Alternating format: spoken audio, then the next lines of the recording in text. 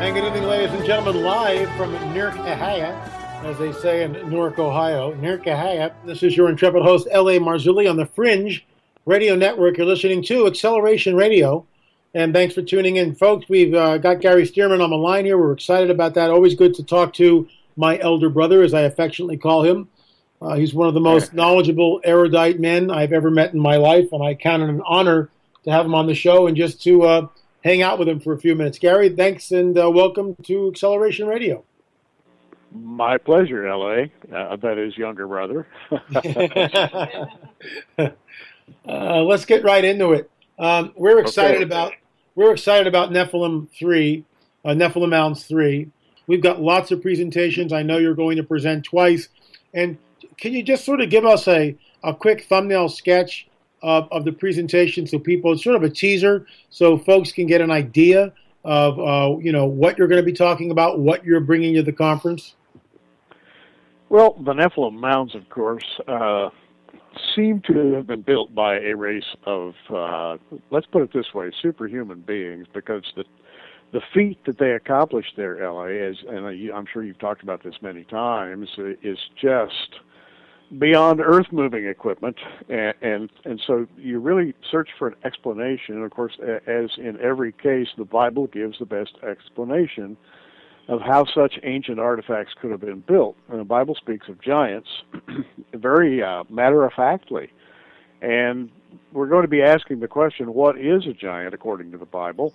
Number one. And number two, why even bother to ask this question? Because most people would be content to say, why even trouble with the subject of giants? But in fact, and one of my presentations is going to be devoted to the prophetic implications of the giants.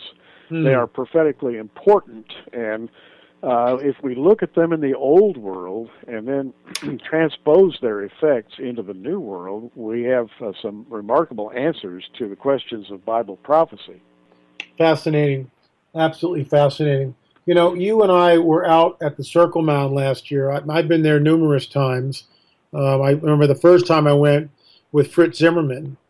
Fritz just gave me like a private tour, which was incredible. And of course, we're going to be bringing people out on the mound around 10 o'clock, I think, on Sunday morning. So for those of you who are listening to the broadcast and who are also coming to the conference, please don't forget about that. Gary, what were your impressions? You know, you talked about earth-moving equipment making something like this. I mean, it's absolutely huge. It's 1,220 feet plus in diameter. I mean, it is absolutely a mammoth undertaking. And of course, it's a henge, which means it's a circle.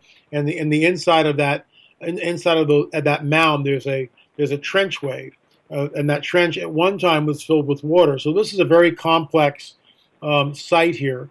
As Russ would say, it's a charged site, ritualistically charged site. But share with us, if you will, please, your first impressions. What was it like when you walked into that mound? What were you thinking?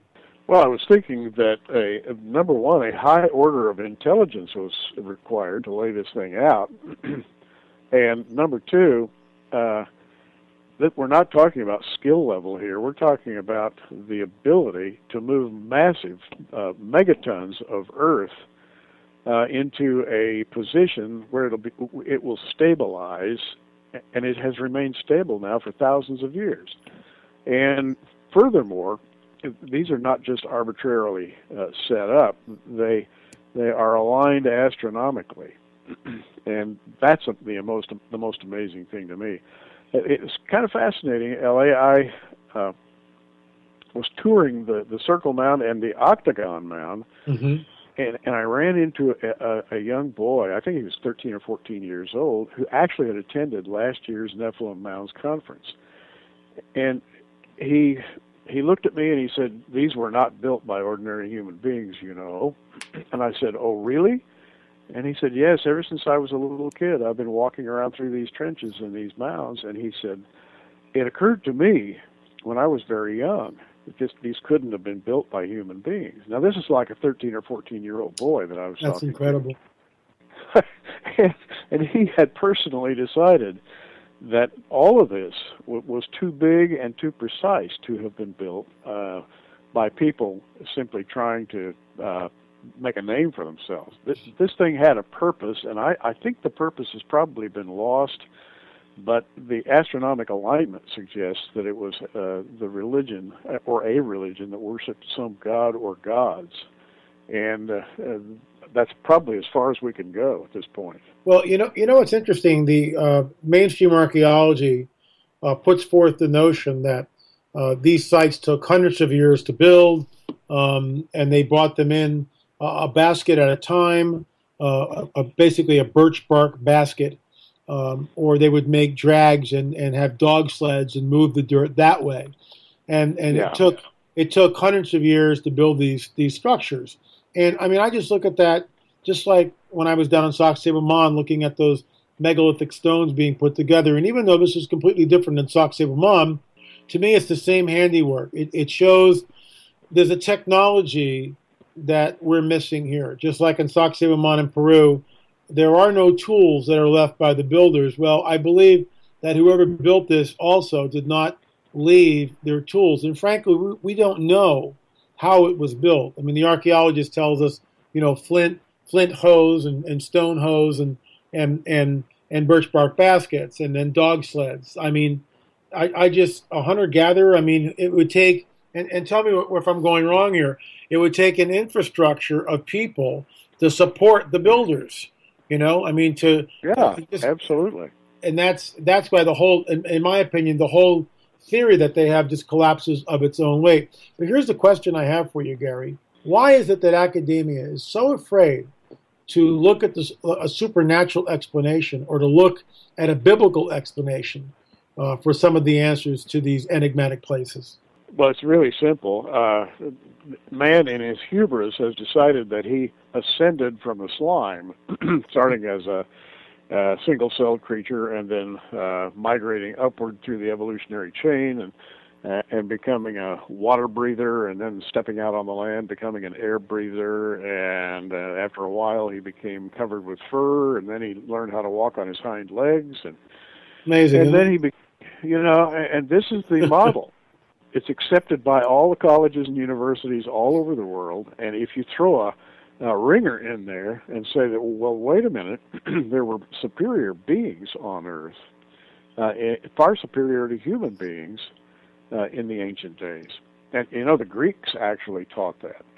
In one of my presentations, I point out that Plato writes about the god Poseidon, who married an earth woman, and they had a child named Atlas. And Atlas was the eldest of 10 sons, and he actually engineered Atlantis. Atlantis was a city.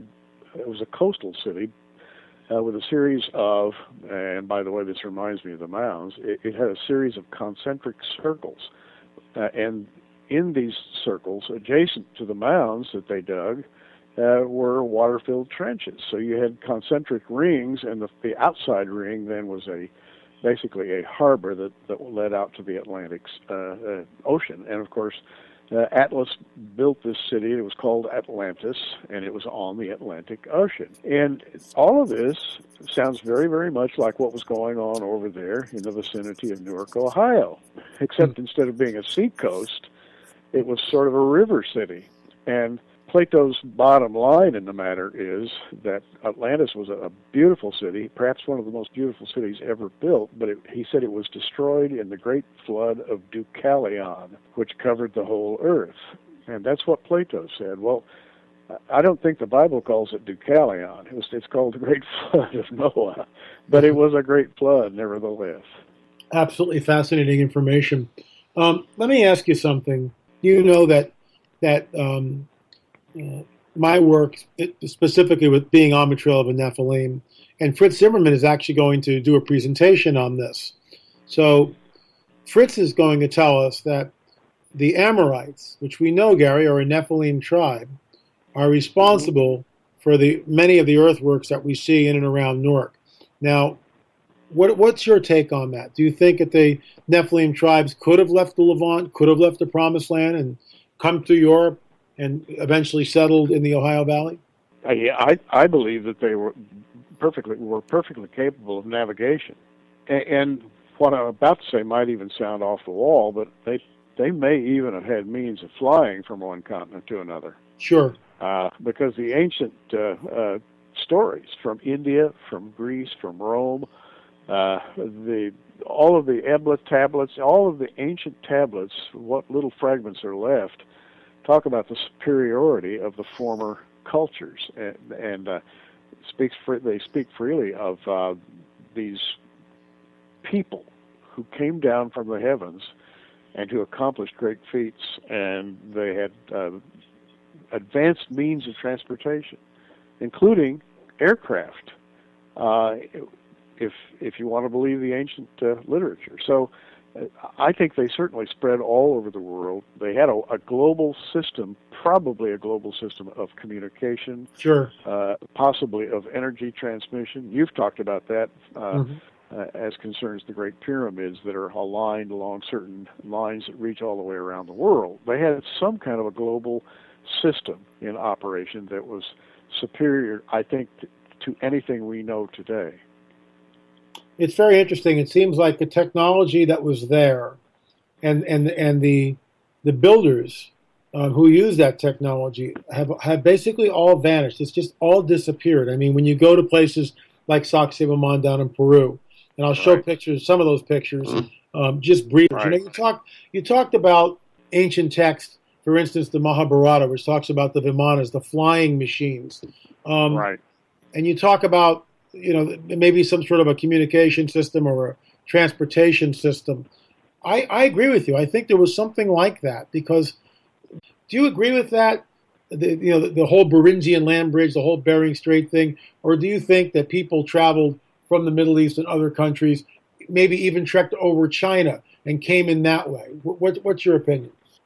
Yeah, I think so. And of course, there's evidence that China and the Bering Strait were once closed, so that you can actually hike across between what is today Alaska and Siberia. You know, that's part of it.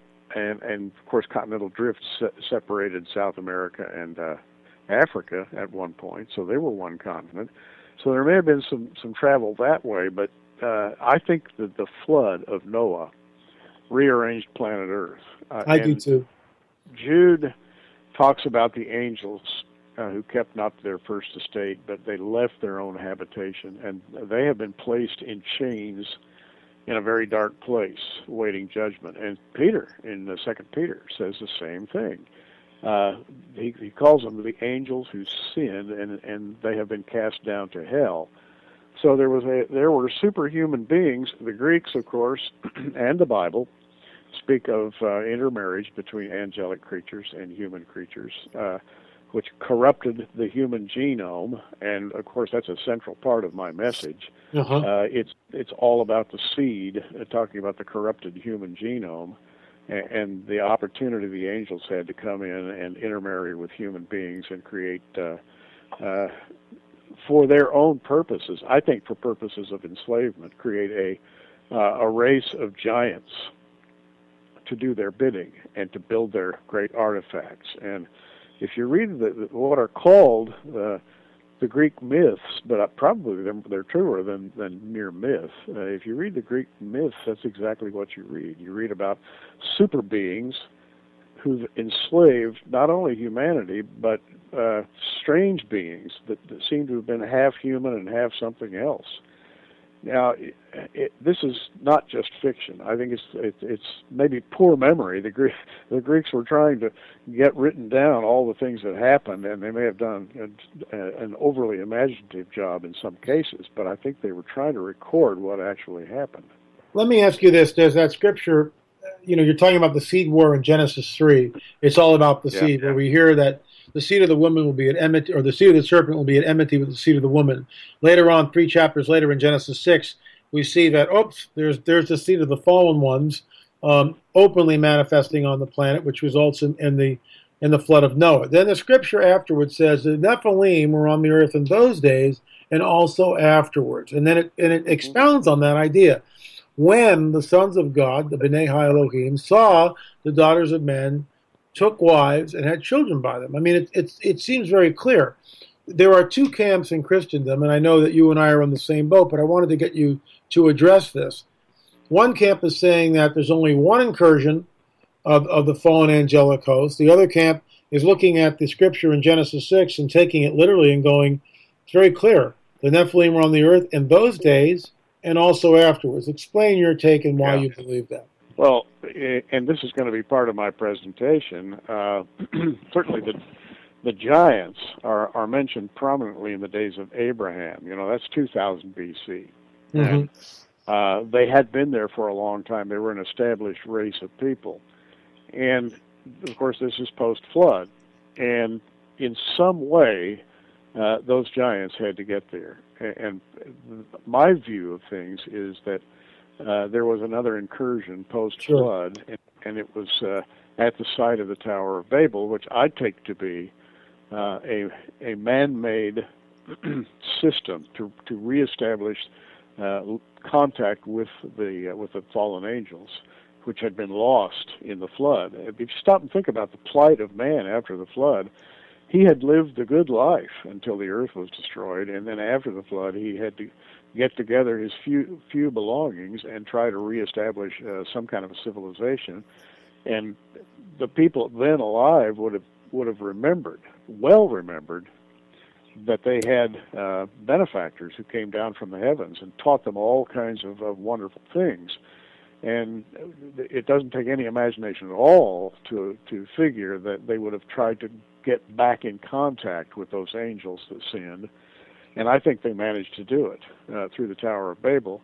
And there's a strange statement there about the tower. God says that if we don't stop them from doing what they're doing, they will scale the very heavens. They will ascend.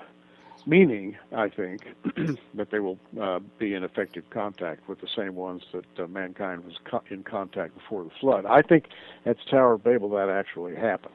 Yeah, I think that something really groundbreaking and I should say earth-shattering happened at Babel. I mean, it's incredibly bizarre, and it talks about Nimrod becoming Geborim, becoming Nephilim. It's sure. Very, very odd. There are folks out there, and they're good. They're good folks. They love the Lord. They work in soup kitchens. They volunteer. They just love the Lord, and they're willing to serve in any way possible. And some of these good-natured folk look at this Nephilim stuff and scratch their head and go, why do we need to know about this? Who cares? Why do I need to know about the Nephilim? How would you answer them? Well, if you care to understand Bible prophecy, then you have to understand Bible prophecy in its entire breadth.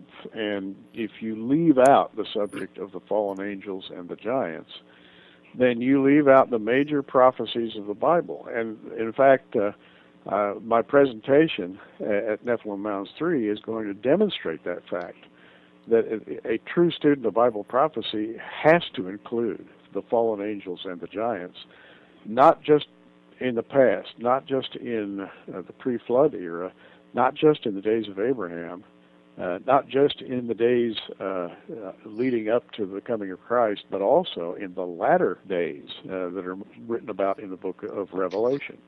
And you find fallen angels, and you find demonic characters, and you find a reawakening of the old giants when you get into the book of Revelation. So it's a very central theme in Bible prophecy. And if you really want to understand Bible prophecy to the fullest, and I think when you see my presentation, L.A., it's going to plant that idea. When you really understand the role played by the giants, it'll help you to understand Bible prophecy. I am really looking forward to that. Just having you there is worth the price of admission, in my opinion, honestly. But let me ask the next question. We're talking about the seed war. We're talking about going back into Genesis 3, your seed, talking of the fallen cherub will be at enmity, at war with the seed of the woman. Right. Do you think, I know you're a biblical literalist like I am, but do you believe that the Antichrist could essentially be a Nephilim? Yes, and I make that point. Now, you have to state it in a very careful way.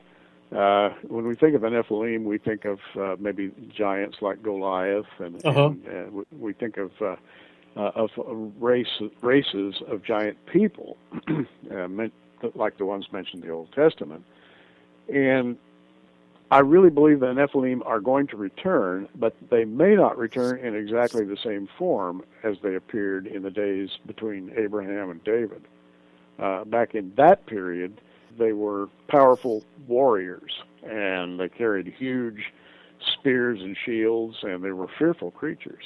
I think in the future they're going to be perhaps a little more refined. I think that they will be certainly as powerful in a demonic way, but they may be more refined. They won't look so much like brute beasts as they will like super beings, and maybe attractive super beings at that. But certainly there is much prophecy in the Bible that suggests that there will be a reawakening of this ancient period in the latter days. You know, it's Some interesting. say we're there. I completely concur with you. Two questions. The first one is this. You know, we know that because we're in the end times, because we believe that we're in the last days, the Book of Enoch speaks that the spirits of the Nephilim. Now, I understand, you know, the Book of Enoch, pseudepigraphical book, it's not part of the canon, but it's quoted 70 times in the Tanakh. Jude quotes it. It was widely regarded by rabbis. It was found on the Dead Sea Scrolls. I get it. It was also found in the Apocrypha in the First King James Bible. So, you know, we can at least appreciate its historicity, all right? That's where I'm coming from.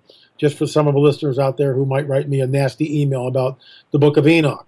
But the bottom line is that Enoch tells us, the Book of Enoch states that these Nephilim spirits, the spirits of a Nephilim, will rise up against the men and women of the earth. Your thoughts on that?